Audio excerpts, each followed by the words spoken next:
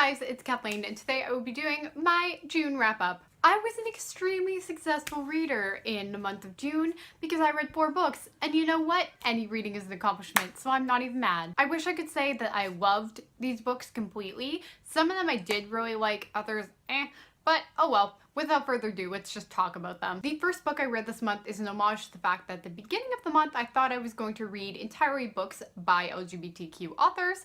It didn't happen, but you know, like, I tried. So the first book I finished this month was More Happy Than Not by Adam Silvera. The book is about a young boy named Aaron who thinks his life is pretty normal. He has a girlfriend, he has a brother and a mother who he likes, and despite the fact that his father killed himself several months ago, he thinks his life is pretty normal until a boy named Thomas shows up in his life and he starts to develop feelings for him and he starts to question whether things might be different than what he thought. And then he considers getting a life-altering procedure called the Uteo procedure. I don't know if I'm pronouncing that correctly. That would basically erase his memories. So this book, I would say, is about 85 contemporary, 15% sci-fi. And man, oh man, do I have some mixed feelings on this one. Can't even really explain quite what it is that I don't like about this book that much. It's not bad, the representation's good. There's several Latinx characters, there's a black character. Most of the kids are from poorer backgrounds, and the concept is definitely really interesting, but I think something about the writing style just didn't click with me. For whatever reason, I just found this book a little boring, which is unfortunate because I genuinely expected to love it, but it was really slow paced and I found myself not invested at all in either the story or the characters. Honestly, this wasn't a terrible book, but it was definitely a forgettable one.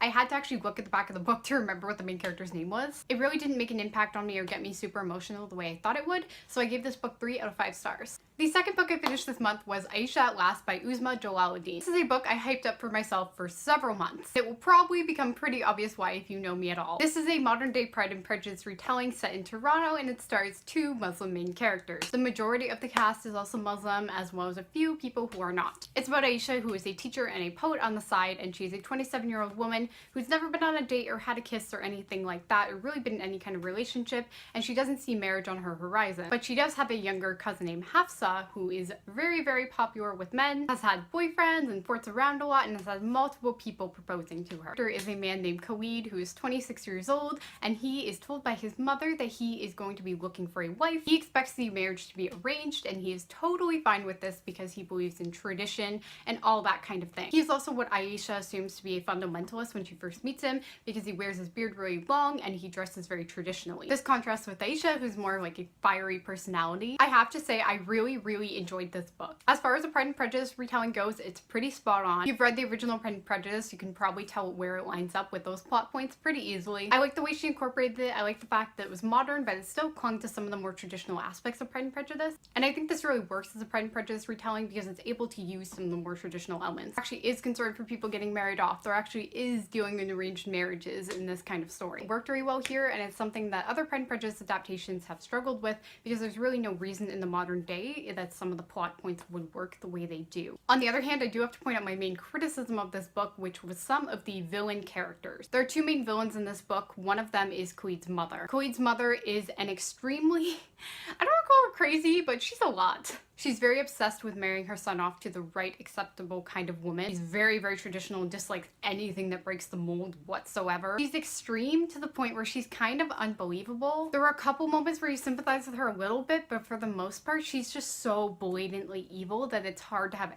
any sympathy for her, really. I don't like people who are really black and white, and that's what she definitely is. The other character in the story is a woman named Sheila, who is Khalid's new boss at the office he works at, and she is basically out to ruin his life and immediately sees him as a traditionalist, fundamentalist, because he says that he won't shake her hand because that's against his religious beliefs. She immediately pinpoints him and immediately wants to get him fired, and it's plotting ways to do it. She's the most horrible, racist, Islamophobic person ever. She clearly hates people with conservative religious beliefs and makes that hate very known. And it's not that I don't think that Islamophobia is realistic and that kind of stuff doesn't happen. It's just that I think, just like Khalid's mother, she's a very extreme villain. There's really no way to really care about her. She's very black and white, and obviously we don't have to sympathize with people who do bad things, but I do like my villains to have a little more substance, and really neither of them did. But other than that, I had a ton of fun reading this book. I thought the jokes were really funny. I loved that it was not your typical romance. I loved that the characters were very different from what you typically see. And I love the fact that they were religious main characters. I've talked about this a lot on my channel, but I'm really happy to see characters of religion in a book at all, where faith is just a fact of their lives. It was really exciting for me, and I thought it was really well done. So overall, I gave this book 4 out of 5 stars. For this month, I read a very, very different kind of book, and that was Hunger by Roxane Gay. Hunger is what Roxane Gay calls a memoir of her body, and it's basically her story of her body and how it relates to her life. So I don't want to provide any spoilers, and just a trigger warning here for discussion of rape and sexual assault. But this book talks about how she was gang raped when she was 12 years old, and how that created a relationship with her body that involved her eating food in order to feel bigger and to feel protected. It goes through most of her life and discusses her actual life story, as well as just discussing her body with culture and society, how she relates to weight loss TV shows and programs, and the way that people in general relate to her body and see it as a problem to be fixed. I thought it was incredibly powerful, moving. I loved every second of it. Roxane Gay is a beautiful, beautiful writer, and she did this so incredibly well. It's a very vulnerable story. I have nothing bad to say about it, and I give it 5 out of 5 stars. And then finally this month, I read My Weenie Jane by Cynthia Hand, Brody Ashton, and Jodie Meadows. This is a YA retelling of the story of Lady Jane Grey, the famous 9-day queen, who was then executed by Queen Mary, and she was a devout Protestant until her death and would not renounce her faith after she was kicked off the throne. So you probably guess this isn't a very accurate retelling if you've heard anything about this story yet. In this version, the battle is not between Protestants and Catholics, but it is between a people called the Ethians, who can change into animals at will, and then everybody else. There is great tension in this society, as these people are seen as evil,